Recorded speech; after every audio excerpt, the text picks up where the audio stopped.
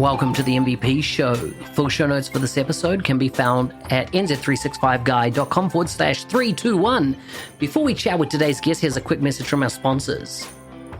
Today's show is brought to you by the 90-Day Mentoring Challenge. It's amazing what can change in 90 days. Just look at the effects of COVID since March 2020. And, I was saying that 3 months after. Now we're like, a year and a half in now. The past year, I've had the pleasure of mentoring over 100 people in the 90-Day Mentoring Challenge. And this year, I've got another whole group of people that are just started and underway now. In fact, by the time you listen to this, we'll be almost completed the mentoring for 2021. So if you're interested in 2022, go take a look at nz365guy.com/mentoring and see if you want to get involved. Anyhow, with that said and done, let's get on with the show. Hi everyone, my name is Christian and it's a pleasure to be here. So thank you so much for inviting me. I hope this session could be great for you and allow me to present to me. I am actually working on different companies as cloud architect, so focus on Power Platform, be recognized as Microsoft MVP business applications. So it's a nice opportunity to know a lot of people in this world. That is nice. So Fantastic. Good to have you on the show. Now, just as a bit of background, right? You're from Ecuador. You're a solution architect from Experience Digital. Now, isn't that an Australian company? Yep. I'm working on that Australia company. So some people on that place give me that chance and I take it. So it's a pleasure to share with people in other countries. And Australia, it's like one day from my days. So when in Australia is in the day, here in my country it's at night. So it's great. Nice. So you can work well. So I also see that you're a volunteer who coordinates delivery of donations to low-income children. You're on Twitter as Christian, is it _Abata? And you have a blog at christianabata.com. Is that right? Yeah, that's right. Fantastic. Great to have you on the show, Christian. Listen, you're the first person I've had on from Ecuador. How many other MVPs are in Ecuador? I just one. It's the first time that in this year in Ecuador we have an MVP. So I'm very grateful and I'm honored to be the only one in my country. And I am working to give you the same chance that I have to convert or to be an MVP. Because I know a lot of people that has a lot of skills in my country that I am sure they can contribute to the community. So I am opening, I think, this little way to my other friends, I think, or maybe people on tech communities. If I was to visit Ecuador, what are the kind of key things that you would recommend I do if I visited? That's a nice question. See, my country, it's little. So you can visit all my country, I think in 5 days, because everything is near. Then what I recommend you, it's go first to Quito, that is the capital. And then you are going to find a lot of beautiful places like churches to visit. It's nice because when you go to around Quito, you have the opportunity to visit volcanoes and lagoons. So are great to see. And then you can continue visiting the coast.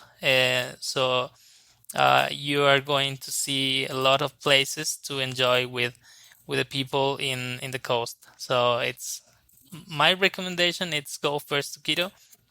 This is one, and another could be be prepared to the weather changes, because maybe in a day you are going to have cold, or maybe it's going to be really, really hot. So you don't know when and where it's going to be hot in the morning or cold in the night. So be prepared to that. Wow. Now, because you have so much coastal region, do you have a lot of seafood? Or what's the main type of food dishes that you would recommend to eat? Sia, it's I recommend you definitely because we have a lot of coast that you said, and the seafood it's really, really I forgot that word. By the way, I am not expert speaking in English. I am doing That's my fine. best here, but I'm not an um, expert in Spanish. but seafood is delicious, really Hmm. delicious. Nice, nice. Now, I think I read somewhere or I saw somewhere that you have a lot of experience in RPA, robotic process automation. Oh yeah. See, How did you get started with that? yeah, that's an excellent question too because I was working for to Microsoft like 4 years ago or 5 years ago. I started my career, my professional career. My first workplace was Microsoft. So as a technical evangelist. Then I decided to continue um, understanding how Microsoft works, and I started working on a partner. So in that partner, I was looking for something new, and the thing that I found new. Not just Office, not just Word, Excel, PowerPoint. I saw that tool that was called Flow, and then was another Power Apps, and I was curious about that. So I started my career, or I started to understand how these platforms work, and I try to implement this in a lot of companies here in Ecuador. So was a really big deal, but I did it well for all of the companies that I worked for, and so that was my beginning. And then I continue reading or learning about all the platforms. I start in the community forum like 1 year ago, and I quickly become a super user. So that was a nice experience because I had the opportunity to read a lot of cases around the world. So many people was asking about how to do this or that, and was very comfortable to me to say, hey, you can do this like adding this section or adding another thing in the Power App component. So it was great. And this is my experience. So I understand the platform, and in this moment I am getting my official certifications.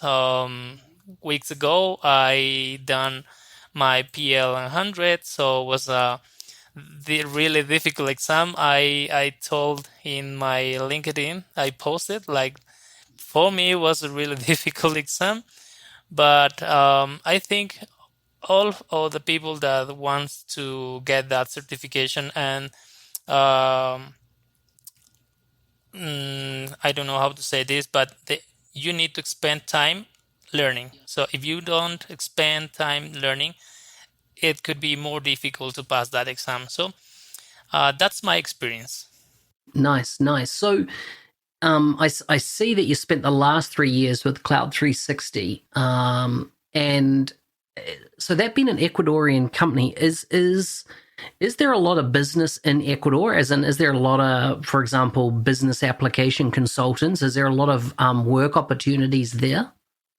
Yeah, it's a good question, but unfortunately, I have to say that here in my country, that technologies are growing. So it's like now the companies understand the value of RPA, the technology of RPA. So now they are trying to find for some people that can understand how these tools work. So it's the beginning in my country.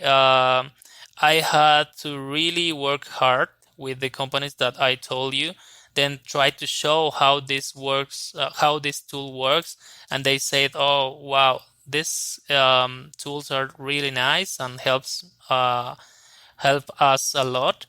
And this an example of these companies and others see that they have an opportunity to improve their processes by taking Power Automate, for example. So for my country, it's the beginning. Now I was seeing more opportunities, but um, I had the opportunity to talk with consultants on Spain and other countries, and I saw more experience and more opportunities on the other countries. So they are in another level maybe because um, they started to understand that tools, that Power Automate platform tools, like 2 or 3 years ago, maybe when the tools started. Yeah. So how did you end up becoming an MVP? Who nominated you? How did that all come about for you?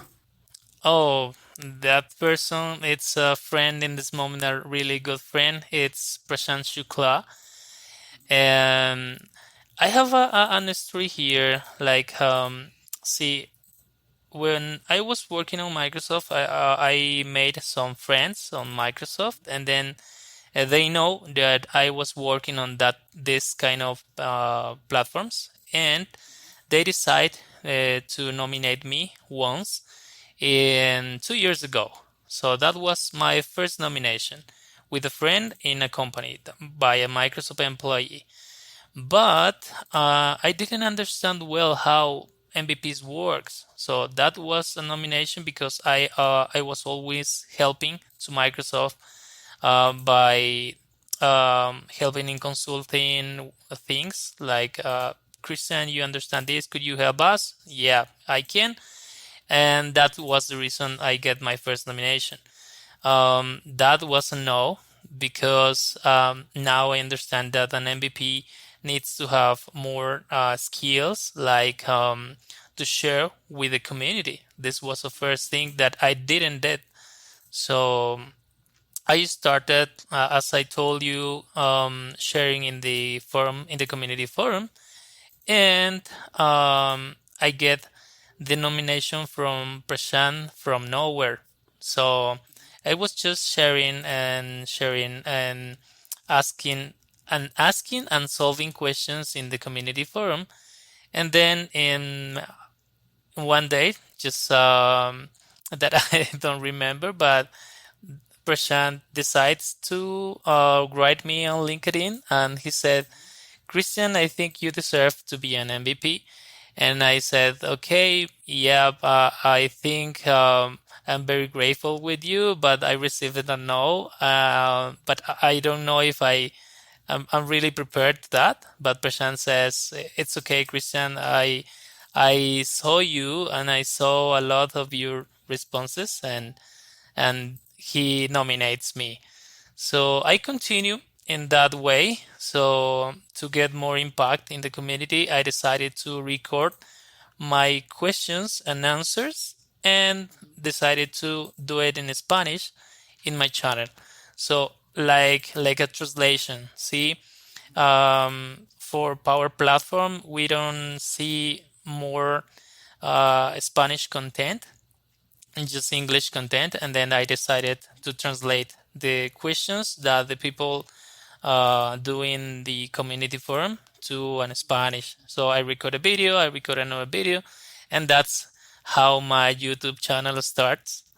And was really, really good to see that a lot of people around the world in Spanish was looking for content. So last year, I received the response from Prashant like 3 or 4 months later than the nomination, and I become MVP. So now I can say I'm really honored to be an MVP part of this big community.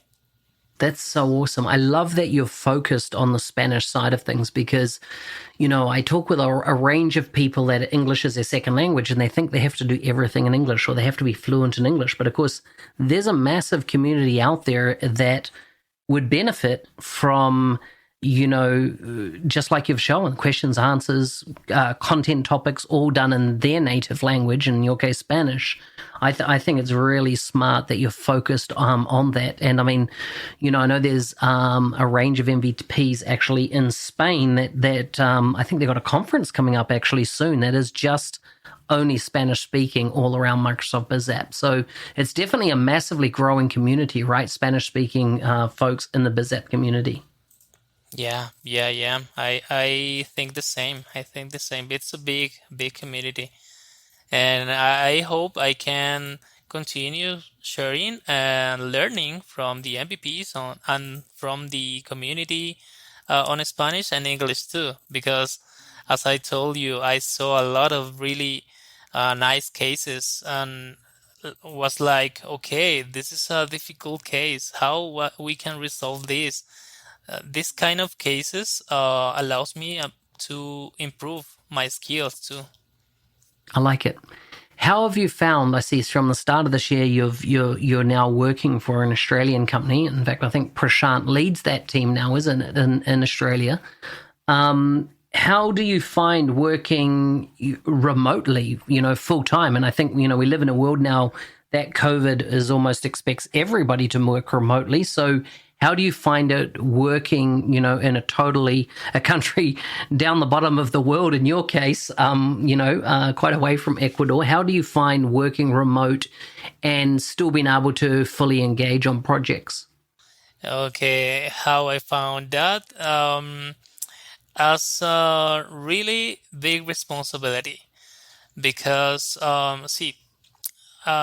for all of us, we understand that COVID changes our reality. So to work remotely, it's a big opportunity and a big responsibility to me. I found this like another goal that I want to achieve. So I am taking this work as the chance to improve more my skills. So it's a good opportunity, and I am sure I can do it as the best way that I want. Yeah. How do you find understanding what the client wants built and done? Are you engaging directly with the client, or are you more having that work handed over to you to do?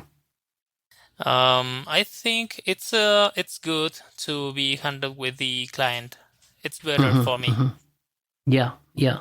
That's good. I'm pleased to see. I just actually had someone before you on from Uruguay, and they're working on remote projects as well. So it's interesting how more and more, as in when I say remote, totally different countries, other side of the world, that type of thing. And so I think we're starting to see this become a lot more normal for a lot of people to work remotely. Yeah, definitely. And I am really curious about how Australia is. So I'm working remotely, but I'm curious about how it's Australia, and I'm planning to visit Australia too. But I hope this thing can change, and the COVID maybe could be I don't remember the word, but it's like neutralized by the vaccine. Yeah. When I used to work in Australia, I remember having an MVP that was based in Brazil, and he came and actually he's still living in Australia. That's like 6 years later. He moved with his wife from Brazil to Australia to carry on working in BizApps. Do you think you might live in Australia at some point? Could be. I don't know. You see, life is really changed, and could be. Yeah. Who knows? Okay, I always like to wrap up the show with a few random questions. So let's see how these translate for you. But are you ready for your random questions? Okay, yeah. Okay, first one. Who had the most influence on you growing up? The most influence, I think, John Levsky. Wow. Yeah. Pity he's not with Microsoft anymore. I saw that he's in one of your videos. Next one. Who would you like to play if you were in a movie? Whoa. I think with my wife. Nice. And the third one here is, what are you looking forward to most in the next 10 years? Wow, that's a difficult question because, see, I'm the kind of people that always take, let me remember the word, like challenges. So I was thinking on grow in these technical skills, and then I want to change my country reality. So maybe to become a mayor, or I don't know. That was I was thinking on to be in the next 10 years. Sounds good. Christian, thank you so much for coming on the show. Thanks to you to invite me, and thank you to all of the people that is going to listen this show. I really appreciate this opportunity.